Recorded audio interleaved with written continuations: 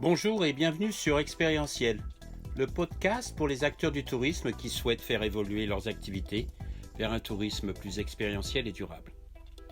Je suis François Huette et aujourd'hui, j'accueille Laurence Cananzi, vice-présidente de la Chambre de commerce et de l'industrie du Var, mais aussi référente élue du tourisme. Bonjour Laurence. Bonjour.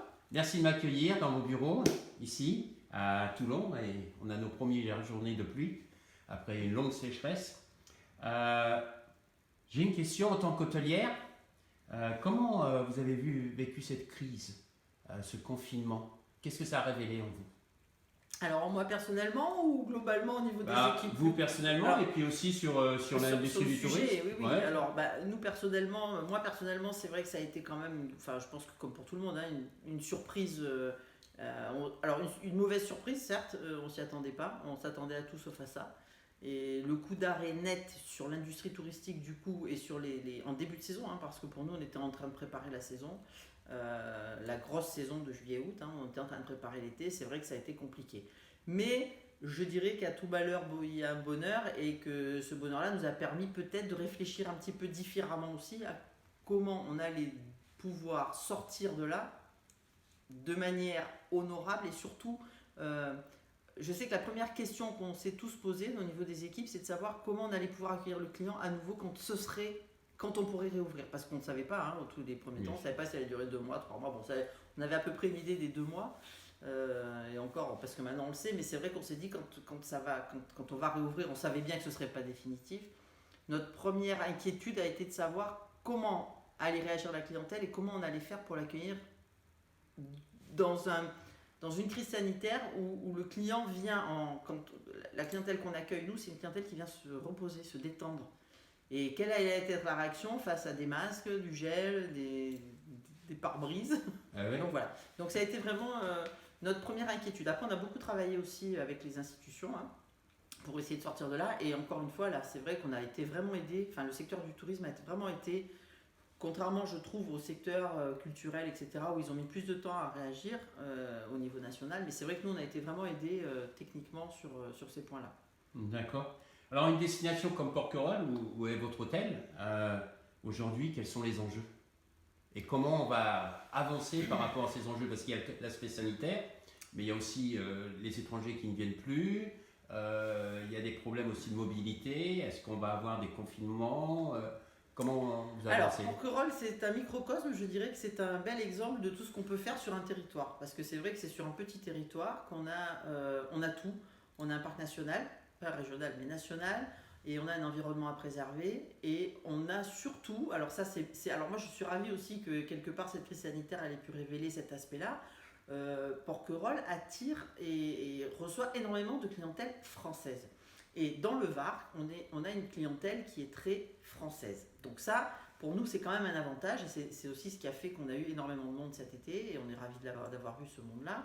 Dans un site comme Porquerolles, je continue de dire, malgré ce qu'on peut penser, qu'il y en a eu trop. Parce que trop de monde, on ne peut pas satisfaire tout le monde. Et c'est vrai que ça a été compliqué, encore une fois, sur 2 mois, entre 3 semaines, 1 mois et 2 mois de l'année. Alors normalement, c'est un peu plus court parce qu'on a des périodes qui sont début juillet, fin août, où c'est assez creux. Cette année, ça a été plein du 1er juillet au 31 août par une clientèle locale. Bon, c'est vrai qu'on s'est beaucoup battu pour faire venir une clientèle locale aussi. Il y a eu beaucoup de campagnes de communication là-dessus. Le problème de Porquerolles et l'enjeu, c'est de préserver un site quand il y a une surfréquentation où il y a forcément une dégradation, il y a forcément tout ce qui va autour du site et de la consommation sur le site, donc des problèmes de déchets, des problèmes sanitaires, etc. Donc c'est vrai que ça a été un peu plus compliqué que d'habitude à gérer, mais je dirais que ça a mis en exergue des problèmes qui sont là déjà depuis quelques années sur ces périodes-là. Donc ça a été une période d'apprentissage? C'était une période de révélation pour les autorités. Ah ouais. Mais j'espère que ça va bouger quand même, je ne suis pas sûre. On a eu des problèmes d'eau, on n'a jamais eu d'eau, alors plus d'eau. Bon, ça c'est pareil, le fait d'avoir 2 mois d'interruption totale de services, de prestations, etc., de confinement, ça a un peu grippé les rouages.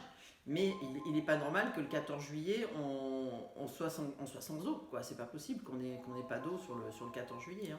Alors par rapport à ce gros volume de touristes qui viennent, etc., ma question c'est comment une destination comme Porquerolles peut garder justement un équilibre, c'est-à-dire Il y a un équilibre environnemental, il y a un équilibre financier, il y a un équilibre social. C'est pas facile, non?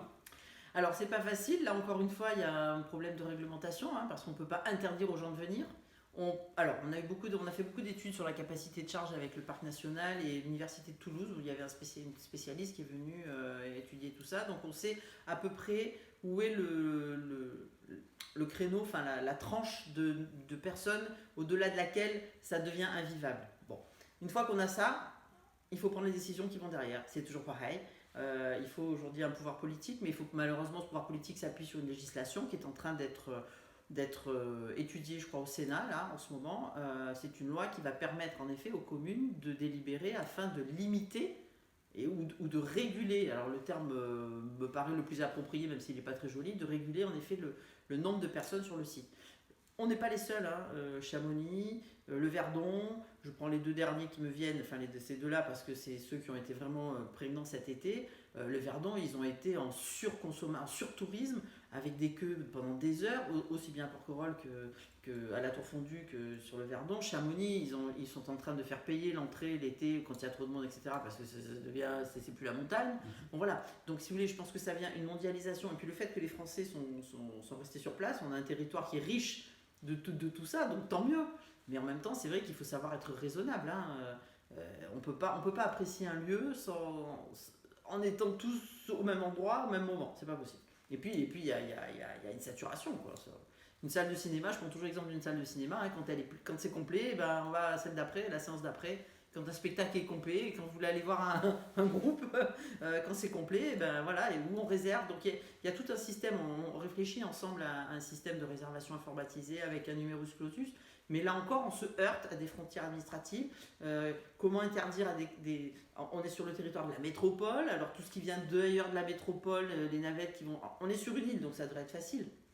Mais qu'est-ce qui vient? Alors comment interdire une navette qui vient de Saint-Cyr, par exemple, alors qu'il ne fait pas partie de la métropole? Donc il va falloir passer par une billetterie, etc. Bon, il y a un système. Je pense que quand il y aura une vraie volonté politique, avec les outils nécessaires, on y arrivera. Mais il faudra qu'on y arrive. Demain est riche d'inconnus. C'est ce qui fait son charme. Si vous aviez un conseil à donner aux acteurs du tourisme pour justement aborder demain, ce serait quoi? Renouvelez-vous. Renouvelons-nous. Essayons de trouver... Alors, il n'y a pas de recette miracle, mais laissons-nous porter par cette vague, je dirais, de nouveautés. Alors, la crise qui a révélé certainement des aspects vraiment particuliers, mais essayons de comprendre qu'aujourd'hui, on ne fera pas du tourisme comme on le faisait il y a 20 ans. Il faut le réinventer aujourd'hui. Je ne suis pas sûre que ce soit très compliqué. Il faut juste qu'on arrive à regarder devant en regardant aussi tout ce qui nous entoure, la richesse qu'on a. Et arrêtons de rester avec des cloisons en disant juillet-août, on ferme la saison, etc. Pour moi, la solution, elle est sur un tourisme à l'année, mais avec aussi un pouvoir derrière qui nous aide à nous faire entendre. Laurence, merci beaucoup. Je vous souhaite une bonne journée. Je sais que vous avez un emploi du temps chargé. Merci d'avoir partagé. Mais avec grand plaisir. Et à très bientôt. À très bientôt. Au revoir. Merci de nous avoir écoutés. Découvrez en avant-première la personnalité de la semaine prochaine sur la page LinkedIn Expérientiel. Si vous avez aimé ce podcast, favorisez sa diffusion en lui donnant 5 étoiles sur Apple Podcast ou votre plateforme podcast préférée. Et surtout, abonnez-vous pour suivre tous les épisodes gratuitement.